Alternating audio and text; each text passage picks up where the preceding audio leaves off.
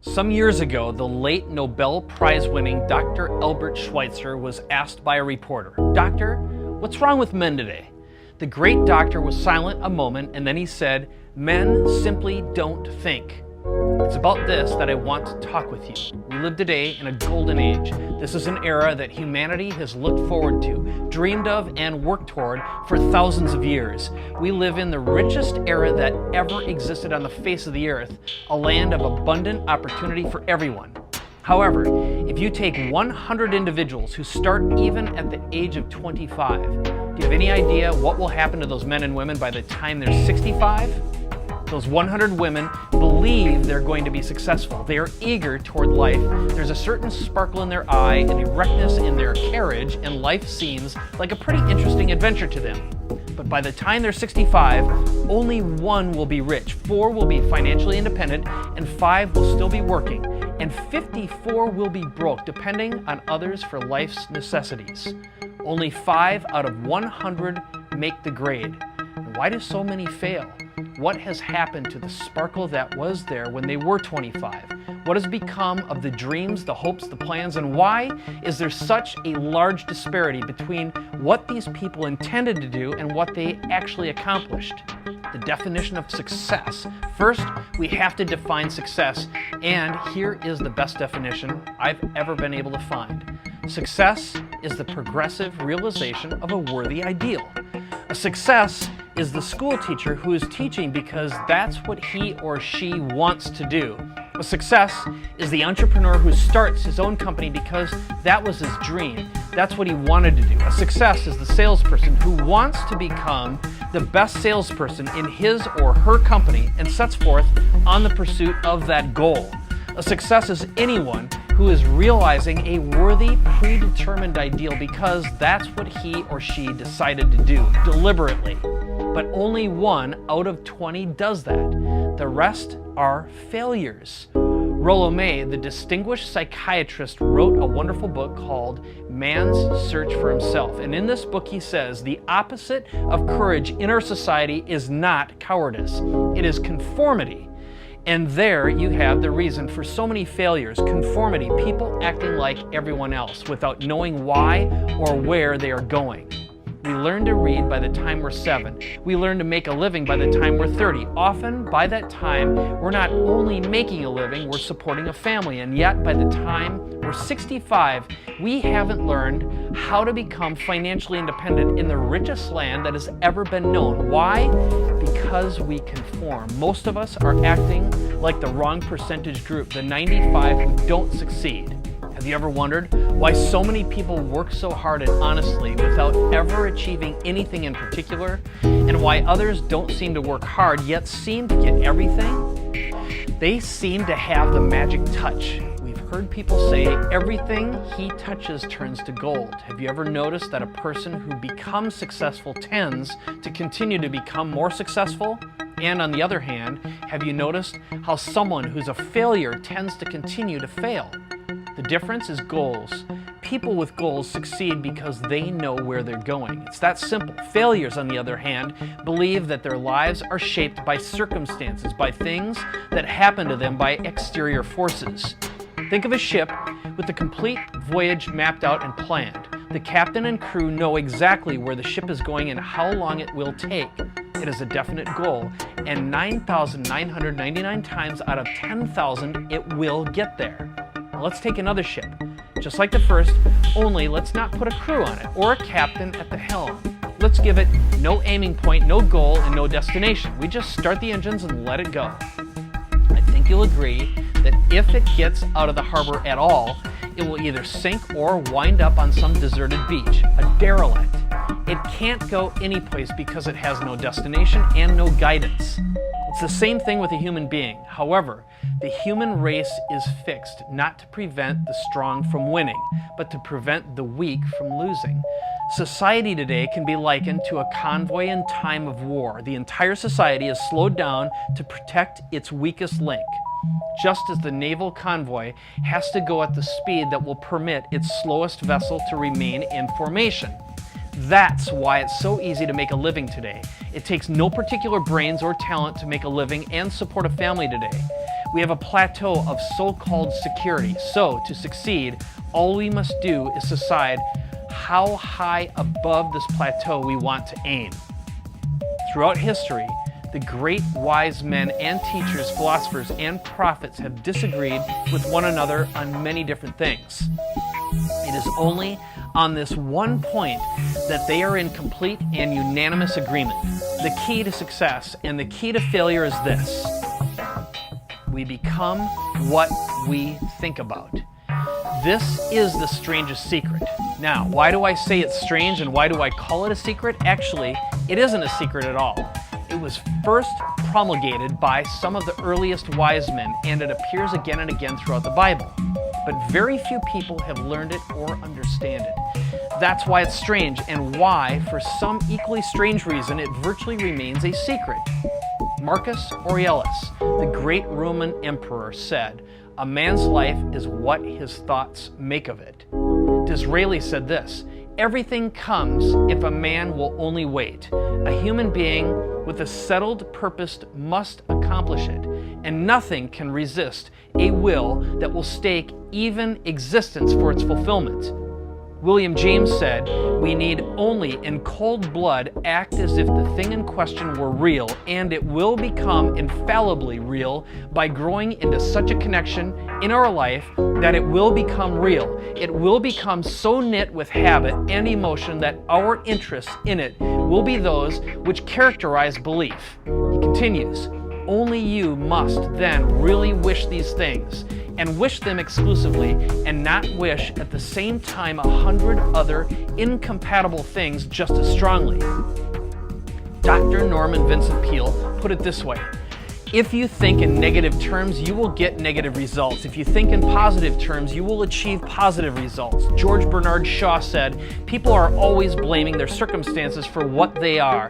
I don't believe in circumstances. The people who get in on this world are the people who get up and look for the circumstances they want, and if they can't find them, make them." Well, it's pretty apparent, isn't it? We become what we think about. A person who is thinking about a concrete and worthwhile goal is going to reach it because that's what he's thinking about. Conversely, the person who has no goal, who doesn't know where he's going, and whose thoughts must therefore be thoughts of confusion, anxiety, fear, and worry, will thereby create a life of frustration, fear, anxiety, and worry. And if he thinks about nothing, he becomes nothing. As we sow, so shall ye reap. The human mind is much like a farmer's land.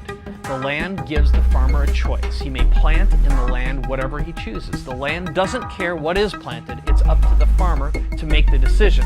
The mind, like the land, will return what you plant, but it doesn't care what you plant. If the farmer plants 2 seeds, one a seed of corn, the other nightshade, a deadly poison, waters and takes care of the land, what will happen?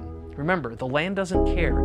It will return poison in just as wonderful abundance as it will corn. So up come the 2 plants, one corn, one poison, as it's written in the Bible. As ye sow, so shall ye reap.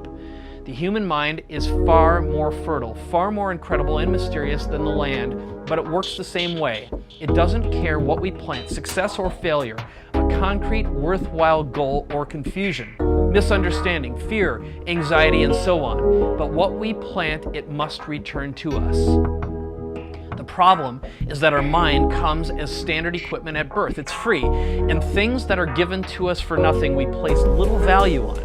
Things that we pay money for, we value. In other words, if you don't pay, you don't pay attention. The paradox is that exactly the reverse is true. Everything that's really worthwhile in life came to us free. Our minds, our souls, our bodies, our hopes, our dreams, our ambitions, our intelligence, our love of family and children and friends and country. All these priceless possessions are free. But the things that cost us money are actually very cheap and can be replaced at any time. A good man can be completely wiped out and make another fortune. He can do that several times. Even if our home burns down, we can rebuild it. But the things we got for nothing, we can never replace. Our mind can do any kind of job we assign to it, but generally speaking, we use it for little jobs instead of big ones. So decide now, what is it you want? Plant your goal in your mind. It's the most important decision you'll ever make in your entire life. Do you want to excel at your particular job? Do you want to go places in your company, in your community? Do you want to get rich? All you have got to do is plant that seed in your mind, care for it, work steadily toward your goal, and it will become a reality. It not only will, there's no place that it cannot. You see, that's a law, like the laws of Sir Isaac Newton, the laws of gravity. If you get on top of a building and jump off, you'll always go down, you'll never go up. And it's the same with all the other laws of nature. They always work. They're inflexible. Think about your goal in a relaxed, positive way.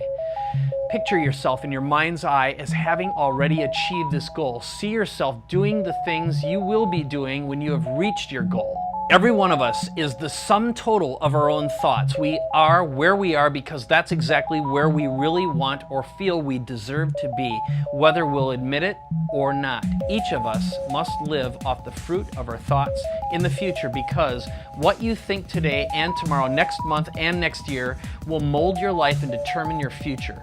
You're guided by your mind. I remember one time I was driving through eastern Arizona and saw a giant earth-moving machine roaring down the road with what looked like 30 tons of dirt in it. A tremendous, incredible machine. And there was a little man perched way up on top with the wheel in his hands, guiding it. As I drove along, I was struck by the similarity of that machine to the human mind. Just suppose you're sitting at the controls of such a vast source of energy. Are you going to sit back and fold your arms and let it run itself into a ditch? Or are you going to keep both hands firmly on the wheel and control and direct this power to a specific, worthwhile purpose? It's up to you. You're in the driver's seat. You see, the very law that gives us success is a double-edged sword. We must control our thinking. The same rule that can lead people to lives of success, wealth, happiness, and all the things they ever dreamed of, that very same law can lead them into the gutter. It's all in how they use it. It's for good or for bad. That is the strangest secret. Do what the experts since the dawn of recorded history have told us to do. Pay the price by becoming the person you want to become. It's not nearly as difficult as living unsuccessfully.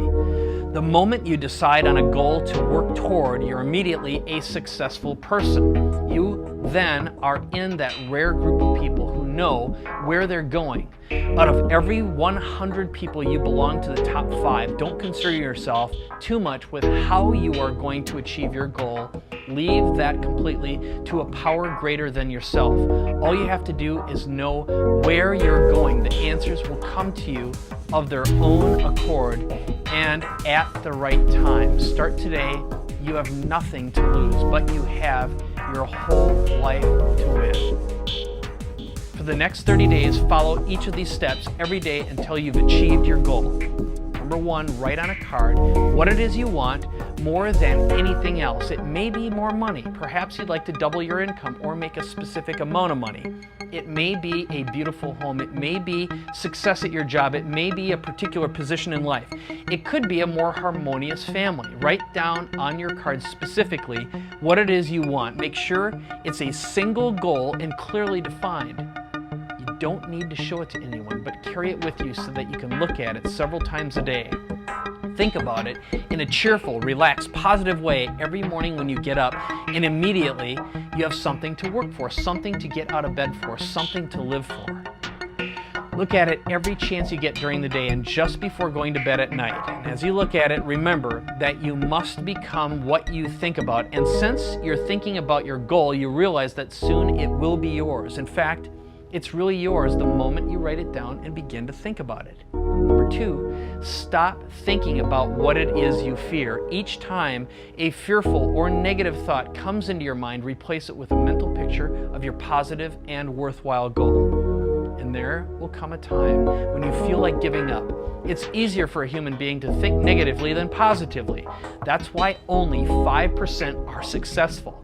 You must begin now to place yourself in that group. Act as though it were impossible to fail, as Dorothea Brand says. No matter what your goal, if you've kept your goal before you every day, you'll wonder and marvel at this new life you've found. And number 3, Your success will always be measured by the quality and quantity of service you render. Most people will tell you that they want to make more money without understanding this law. The only people who make money work in a mint. The rest of us must earn money. This is what causes those who keep looking for something for nothing or a free ride to fail in life. Success is not the result of making money. Earning money is the result of success, and success is in direct proportion to our service. Most people have this law backwards. It's like the man who stands in front of the stove and says to it, "Give me heat and then I'll add the wood." How many men and women do you know, or do you suppose there are today, who take the same attitude towards life? There are millions. We've got to put the fuel in before we can expect heat. Likewise, we've got to be of service first before we can expect money. Don't concern yourself with the money. Be of service. Build, work, dream, create. Do this, and you'll find there is no limit to the prosperity and abundance that will come to you. Don't start your test until you've made up your mind to stick with it. If you should fail during your first 30 days, by that I mean suddenly find yourself overwhelmed by negative thoughts, simply start over again from that point and go 30 more days. Gradually, your new habit will form until you find yourself one of that wonderful minority to whom virtually nothing is impossible. Above all, don't worry. Worry brings fear, and fear is crippling. The only thing that can cause you to worry during your test is trying to do it all yourself. Know that all you have to do is hold your goal before you. Everything else will take care of itself. Take this 30-day test, then repeat it. Then repeat it again. Each time it will become more a part of you until you'll wonder how you could have lived any other way. Live this new way, and the floodgates of abundance will open and pour over you more riches than you may have dreamed existed. Money, yes, lots of it. But what's more important, you'll have peace. You'll be in that wonderful minority who lead calm, cheerful, successful lives.